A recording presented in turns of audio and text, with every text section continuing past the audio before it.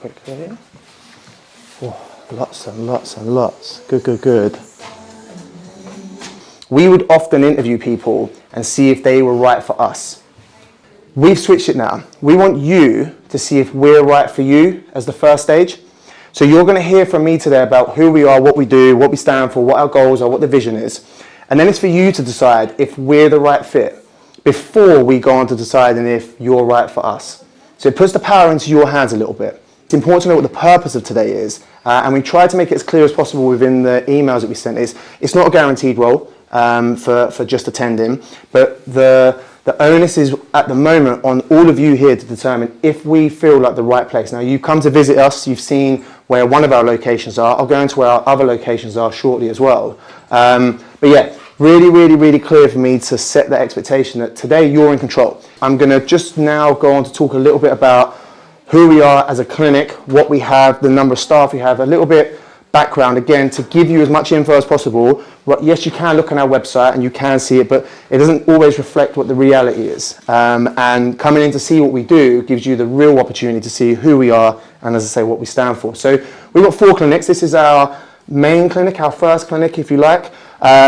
We have this one. We have one in Whetstone, which is literally 5 minutes away, one in Winchmore Hill and one in Colindale.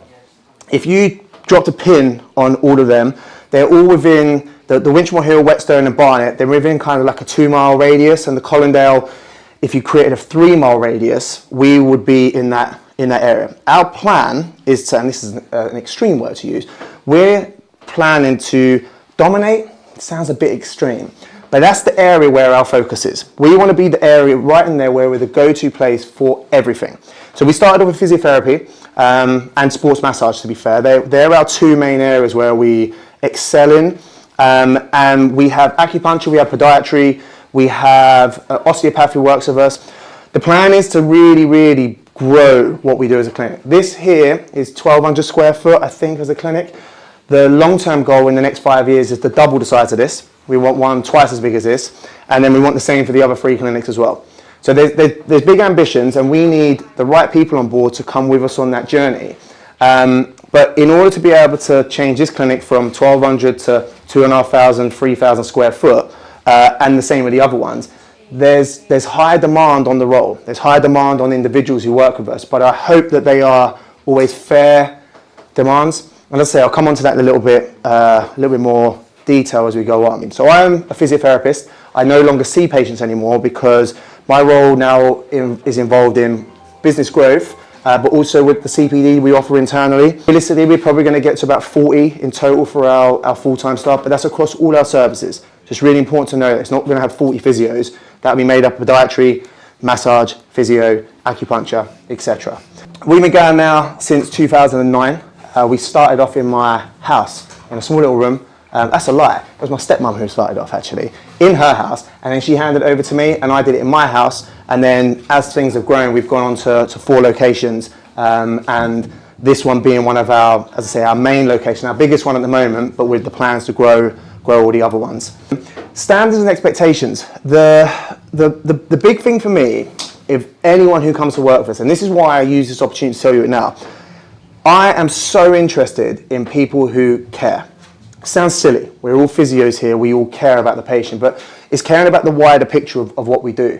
And that for me is the number one thing. You could have all the knowledge in the world. You could be a straight A, a first in your degree.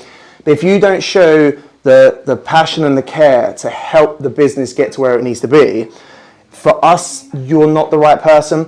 And that sounds really silly because I've interviewed people and I've said that to them. And I swear to you, they've turned around to me and said, yeah, it's not really what I'm looking for. I'm kind of looking just to come in, I want to do my work, and I just want to go home. And I don't really care what happens elsewhere with how we do.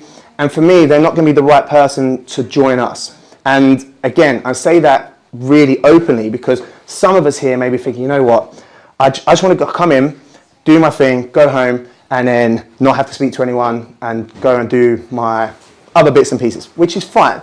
But there will be a role out there that will be suited to you for that. And this one, not maybe so much. Now, that's not to say that we draw blood out of you. We don't sit there and we tie you to a table and expect you to do X, Y, and Z. But it just comes down to understanding what the vision, what the goal is, and then deciding for yourself, does that sound like a thing I want to be involved in? We have 24 members of staff in total. I met with a consultant the other day, and one of the things he said that we are really, really good at, and I'll be quick to say this is not necessarily because of me that this happens, but the level of retention that we have amongst staff is the highest he sees in any of the clinics he works with. So that for me was a really, really good moment. And I'm not saying that to trick you into saying that we're a great place to work at. I do believe we're a great place to work. I think that we put loads of effort and time into listening to what works for our staff and then delivering upon it. But for that we expect give back as well, which I hope is fair. And another thing I always say is anything I expect of you or ask of you, I'd only ask of myself. My previous background was a teacher. I taught for 10 years, and I left my last role because of how I was treated as a member of staff. It wasn't bad. It was the lack of respect that was shown for if you do good, nothing was said. The minute you do bad, they jump on you. And for me, I was like, that doesn't kind of work here. You either give me the gratitude and the thanks and respect for doing the good stuff, and then I'll listen if I do make a mistake. And because we're all going to make mistakes, it's natural.